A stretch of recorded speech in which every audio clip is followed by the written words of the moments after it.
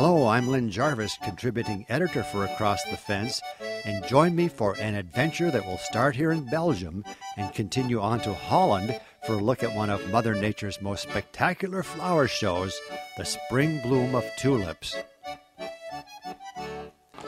With street musicians and carriages to ride, Ghent is a charming place and is one of Belgium's oldest and most historic cities.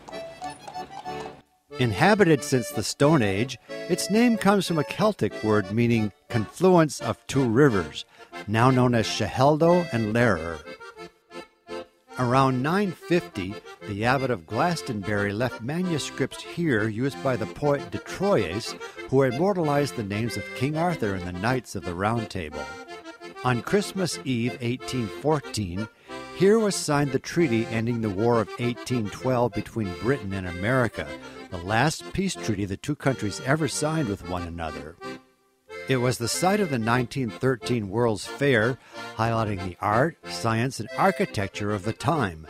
Artifacts are now on display in the Ghent University Library. This is Graversteen, a castle of the Counts, restored by Philip of Alsace in the 12th century. Since the Counts had to maintain law and order, they continually moved from one city to another building similar fortresses. This is the only one that has survived the centuries. St. Bavo's Cathedral is the oldest in Ghent and my favorite stop, in part because we were fortunate enough to be here for a concert by harpist Marc Francois. Let's listen for a moment before we begin our tour. Stepping inside, you feel dwarfed by the cathedral's ribbed vaulted ceiling that rises over 1,000 feet above you, proudly displaying a 5-panel stained glass window designed by Jean-Baptiste Bethune in the mid-1800s. The cathedral is named after St. Bavo, a 7th century nobleman who became a saint after giving away his possessions to the sick and unfortunate. This masterpiece by Peter Paul Rubens shows St. Amadis receiving him into the monastery. And in the foreground, Rubens depicts Bavo's wealth being distributed to the poor. Equally impressive is this Baroque pulpit sculpted from white marble entwined with oak, representing the triumph of truth over evil. But what many consider the most coveted and famous painting in the world is here, the Adoration of the Mystic Lamb by the brothers Van Eyck in 1432. This collection of 20 panels depicts the Annunciation when the angel Gabriel tells Mary that she will bear the Son of God. It is exquisitely executed and shows jewels that shine in the refracted light, and the individual hairs on a horse's mane can be counted. It is a miracle that the treasure has survived, as it has been involved in 7 separate thefts. The most catastrophic being during World War II, when it was nearly blown up by the retreating Nazi army.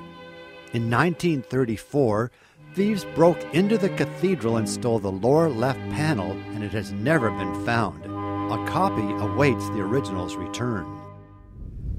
We have made our way to our home for the rest of our adventure. The Aria, a 418-foot riverboat, docked near Steenplan Square on the banks of the Scheheldo River.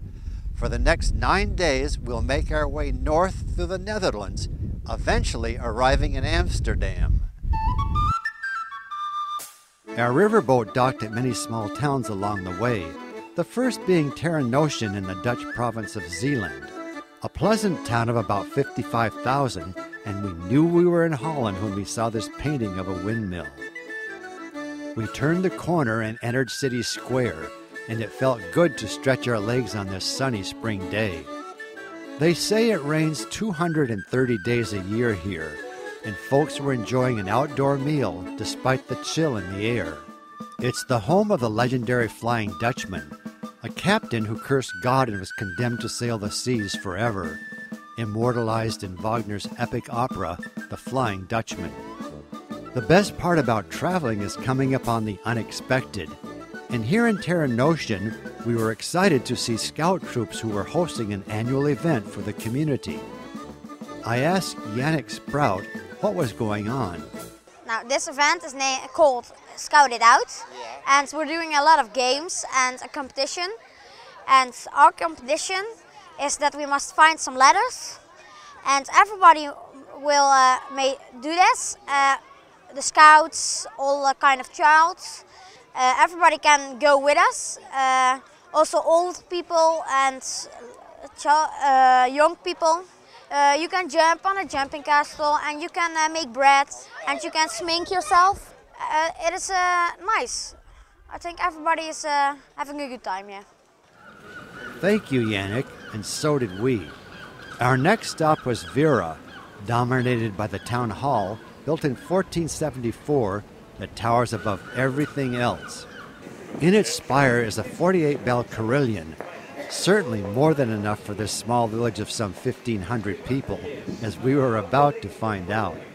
At the very top is a gold-plated replica of the Flying Dutchman, the ship that we saw back in Terran Ocean. What happened next is what I remember most about Veera.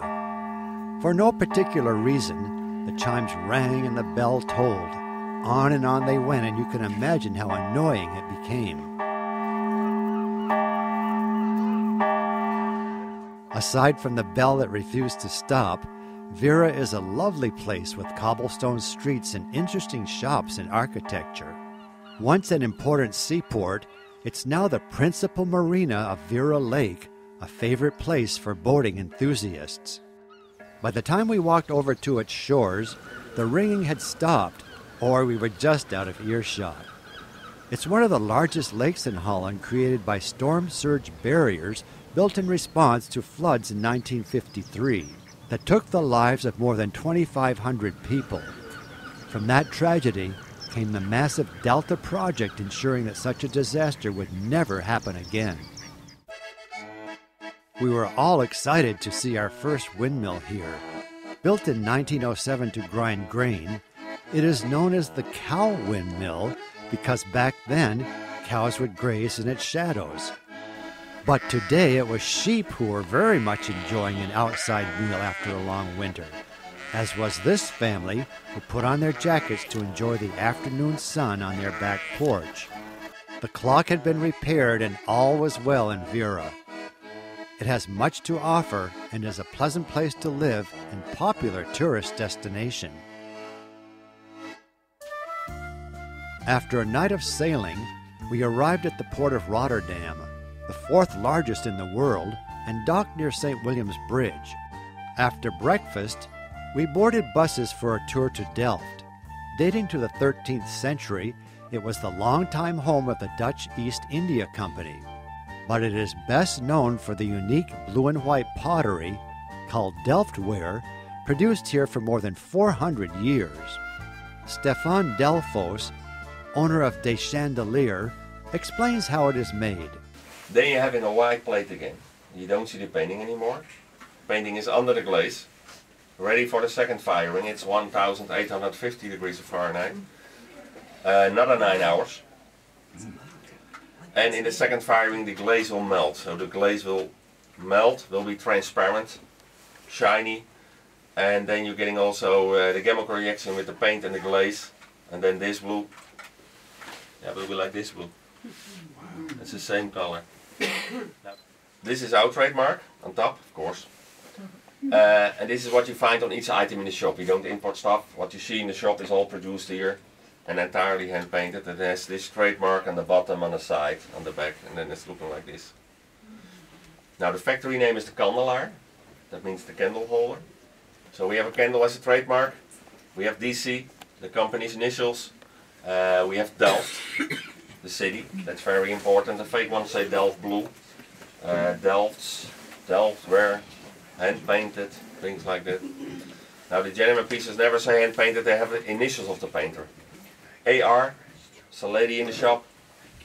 SD, that's quite an important guy. That's me. And many took the opportunity to buy an authentic piece of Delftware here at De Chandelier. For those of us who had a few euros left, we wanted to buy some locally made cheese, and were told to make a left at the Delftware signpost. Sure enough, Sven was waiting and invited us into the Henry Willig Cheese and More shop.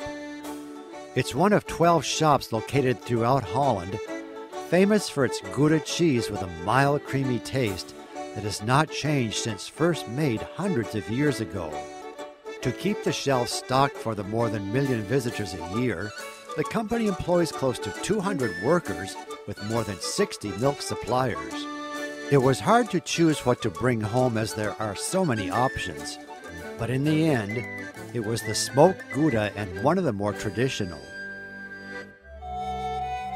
The town is also well known as the birthplace of artist Johannes Vermeer, whose story was told in the 2003 movie Girl with a Pearl Earring. He was born here and lived nearby with his wife and 11 children. He painted mostly domestic interior scenes that were set in 2 rooms of the house.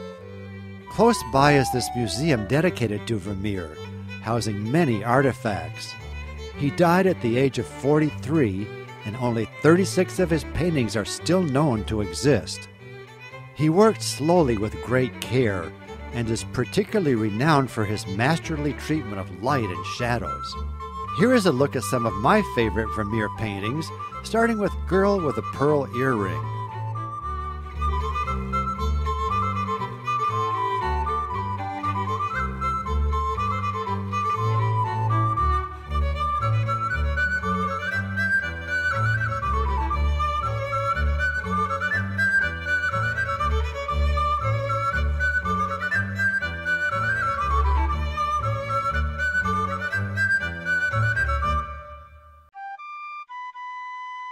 Just 15 miles from Rotterdam is a UNESCO World Heritage Site with 19 precisely preserved working windmills called Kinderdijk. Translated, it means children's dike, and most appropriately, we were welcomed by this young lady playing her wooden flute at the entrance.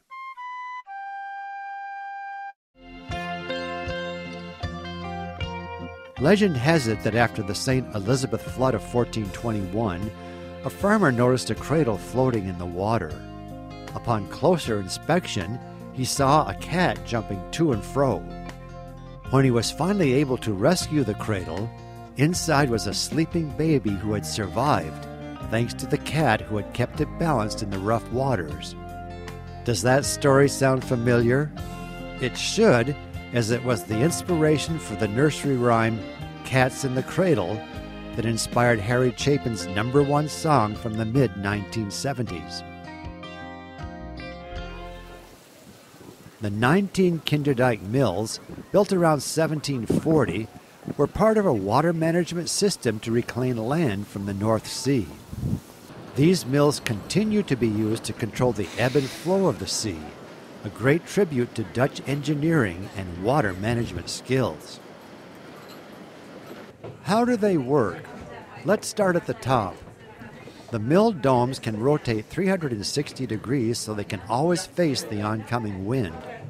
An upper wheel is attached to the 4 blades just outside the wall that rests on the top of this vertical upright shaft with a brake to control the speed. The shaft drives a scoop wheel with blades designed to lift water from beneath the mill. It is said that these mills can pump up to 4,500 gallons of water a day, where it flows into nearby rivers and streams, keeping the reclaimed land from flooding. Although the windmills are still in use, 2 diesel-powered pumping stations have now relieved the stress on these historic treasures. With that, our time has run out for today, but please try to be with us tomorrow when we'll visit the world's largest flower market in the famous Keukenhof Gardens in the heart of Holland's tulip-growing region. It's known as the greatest flower show on earth, with some 7 million blooms and a variety of other flowers. Here's a short preview to whet your interest.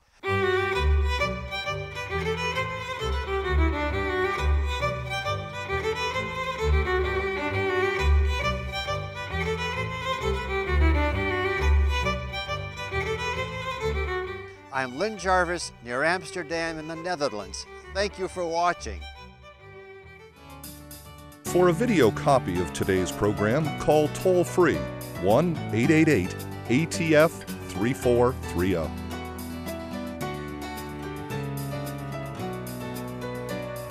Across the Fence is brought to you as a public service by University of Vermont Extension and WCAX-TV.